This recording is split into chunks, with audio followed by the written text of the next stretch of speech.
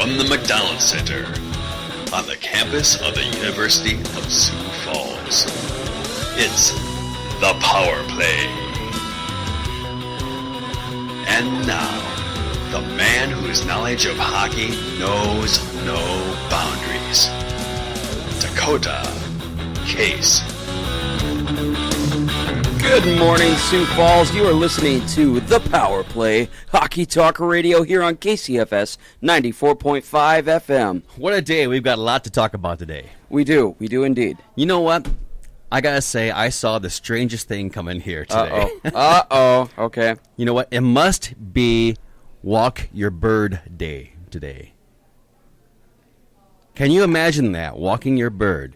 Folks, I don't even really know how to respond to this. Reason being is, I saw this woman walking a big old boxer in her left hand, and on her right shoulder was this big, monstrous parrot.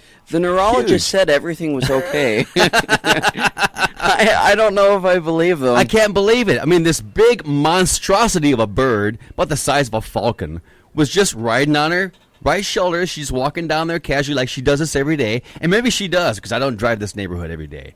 But it was crazy. I've never seen anything like that in my life. I'm sure you haven't. No, I don't know. I just don't know what to say. Neither did the doctors. You know, maybe she comes from a line of pirates. And just, that's a family tradition. I don't know, but it was just the zaniest thing I've ever seen.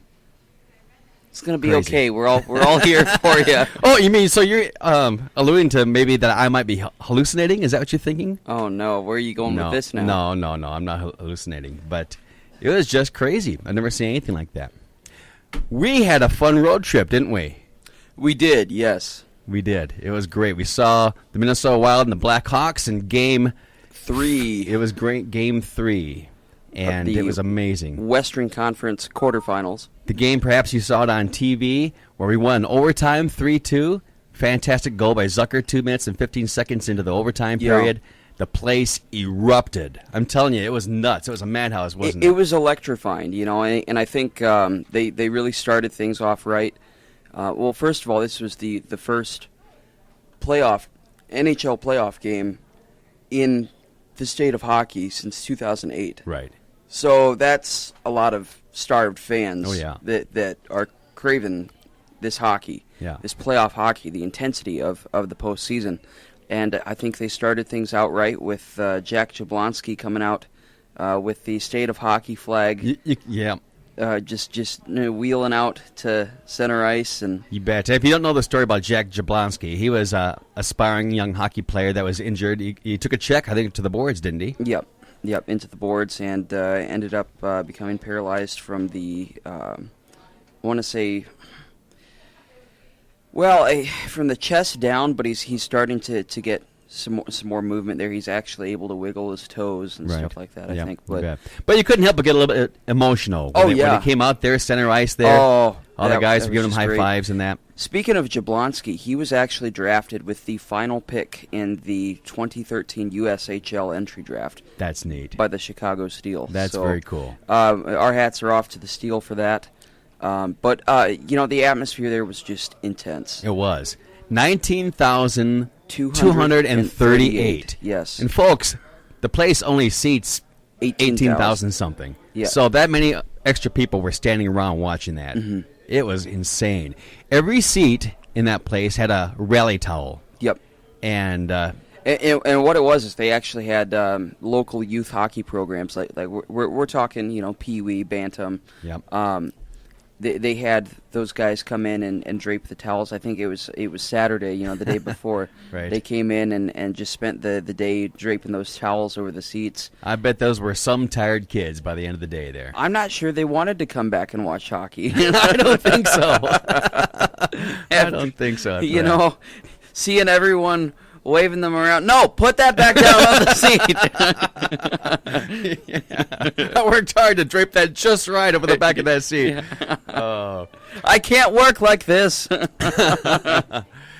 Oh, a road trip to St. Paul is always fun. Well, and here's how this all started out. Last week, after we finished the show, we were wrapping up things here in the studio, Right. and for some odd reason, I just decided to go to StubHub and see, what tickets were available. That is how it started. That's exactly how it started. And that was immediately after last week's show. Right.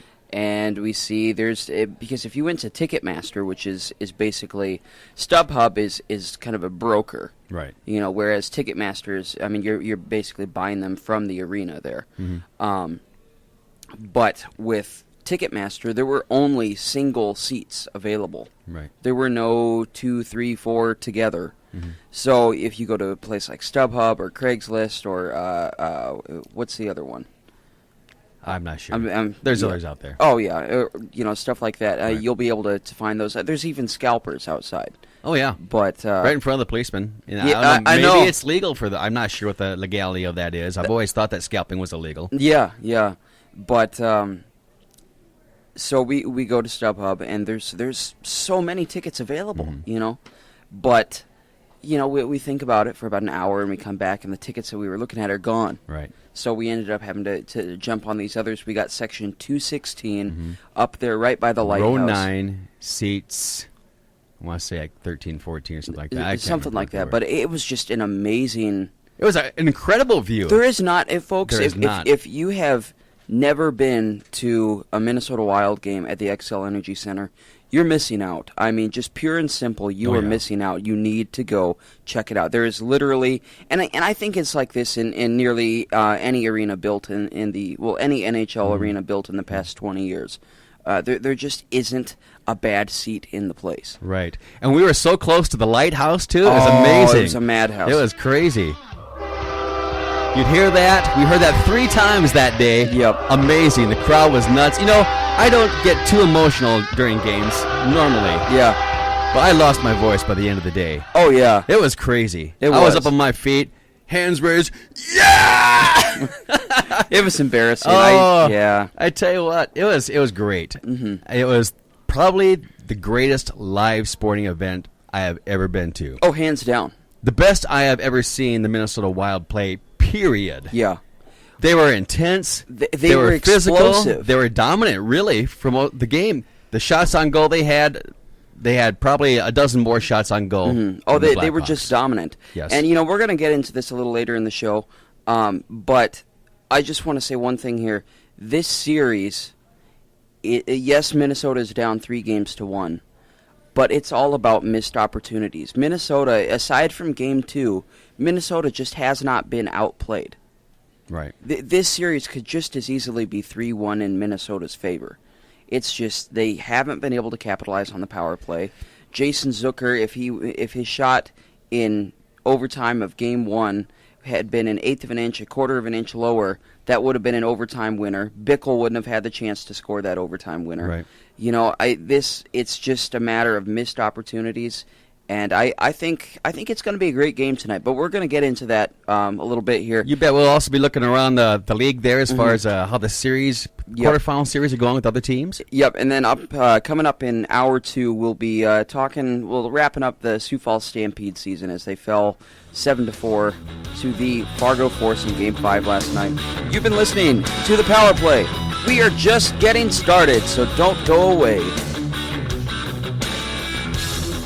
NHL Network, don't panic. Your show prep will continue after this break.